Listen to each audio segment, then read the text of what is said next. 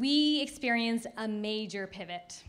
So we went from kind of like a Birchbox for children's education, a physical product sold through e-commerce and sold to a consumer market. And now we are a fully digital online platform. We're selling to schools, and we're a freemium model. So a huge pivot. So how did this start? So about last September, we were in market, we were selling our product, we had revenue, we had customers, we were growing, and we got accepted into Imagine K-12, which is the top EdTech Accelerator program based in Silicon Valley. My co-founder was in Hong Kong. She develops all the content, so our content is based in stories that engage children and activities, and I was in Toronto. And part of this program, you get investment, but you have to move. So all of a sudden, we packed up our bags and we moved to the Valley. And we have mentorship from amazing folks. One is a YC partner, the other one was the first employee who wrote the business plan for Yahoo. And we joined 16 other companies to pitch our business eventually at the end of the 3 months to a bunch of investors. Now, accelerator programs are not for everyone, but as first-time entrepreneurs, we recognized we wanted guidance, so we joined in. And every week, we met with these mentors to kind of check in on our progress, whether we were growing right to the top right, whether we were developing, talking to our customers. And throughout this process, deep down in our guts, as much as we didn't want to admit it, we knew something wasn't quite right. Now, we got to hear from a lot of amazing speakers, including Paul Graham and Eric Ries, the author of the Lean Startup. And he talked about pivoting. And he talked about it very, very much in depth about how, it's about the vision. You may not necessarily be delivering it the right way right now, but as you kind of test these different hypotheses, you can get to a better way to scale and deliver your vision. And so there were a number of key moments throughout the program that we kind of started testing. We did a deep dive into our business. We spoke to about 30, 40 of our customers, very intimately asking them, what do they like about our product? What do they hate? How is this working? And we realized at the core of our product, our content was strong. We had really good engagement with our children, or our users at the end of the day. But how we were delivering it wasn't exactly the most ideal. And there were better ways to do it. So we started exploring different opportunities and markets, and one of which was education.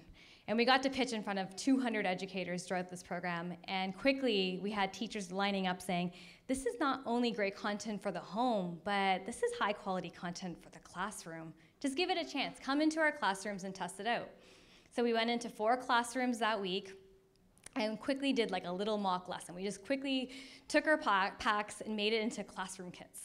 And we started doing these lessons. And quickly, within an hour, every kid was like, I love your characters. I love your storylines. I want this. Like, give me more. So we went to the teachers and we said, okay, will you buy our packs? And they said, no, I won't pay for this. And we're like, okay. So what would you pay for? And they're like, well, we don't need your packs. We just want your content. You can give it to us digitally. And so we said, okay, fine. So what we ended up doing is we started testing hypotheses. We were like, okay, how would you want this content? They're like, we want lesson plans. So quickly, we hustled. We built a lesson plan, a really comprehensive one in 2 weeks, and we put it out there. We said if 50 teachers would sign up and use this, that's something. We had 50 teachers in 2 hours, and we had 13,000 in 9 weeks. And so we're like, all right, so we're on to something. And so we ended up testing a number of hypotheses. We started talking to our advisors. We started, exploring different models. And 3 weeks to our demo day, I think it was around the holidays and Christmas, we decided as a team that we were going to pivot.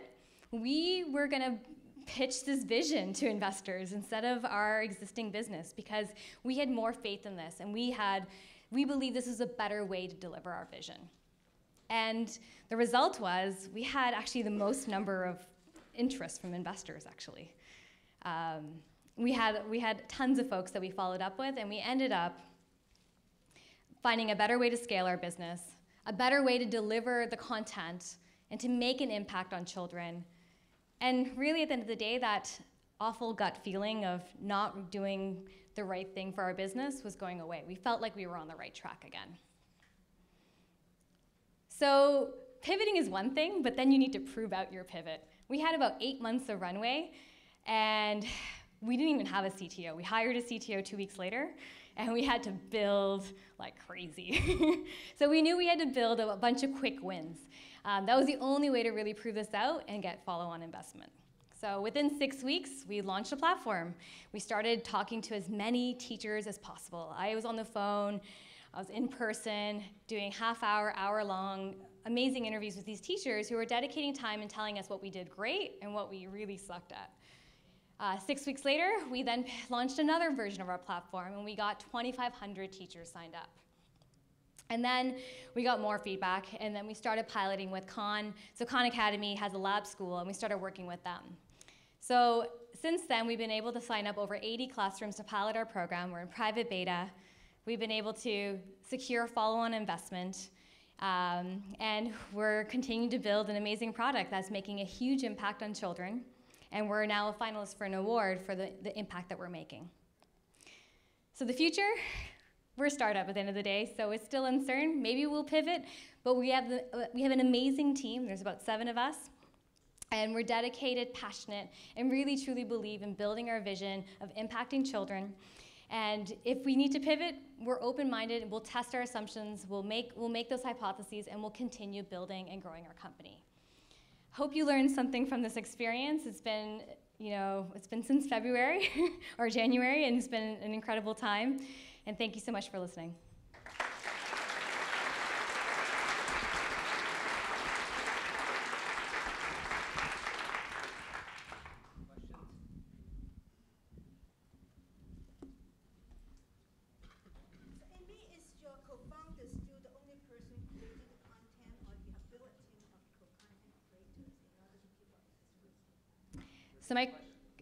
So the question was whether my co-founder is the only content builder. So my co-founder is kind of leading the vision. She writes all our stories. We have an illustrator who full-time illustrates. We also does some animation.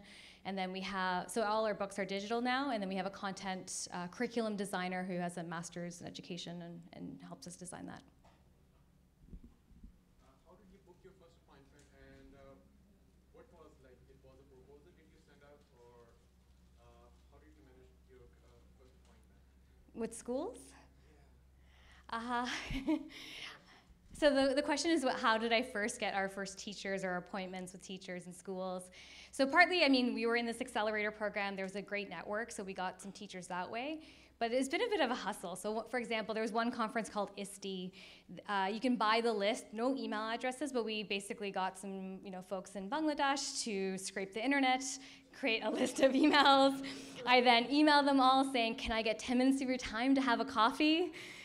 30 of which responded, from school principals to district technology directors. And I said, I just need your advice, 10 minutes of your time. And I got really good at pitching our business in 10 minutes, and many of which said, you know what, I love your passion and I love what you're doing. And so we were able to convert a lot of those to be it pilots or interviews or getting that kind of feedback. So it hasn't been an expensive process. I actually went to that conference for free. I just showed up in the Bloggers Cafe with a traveler thing of coffee with some donuts, and I said, I was like, I'll buy you coffee, but really I had a traveler and I just poured them coffee. So that's what I did.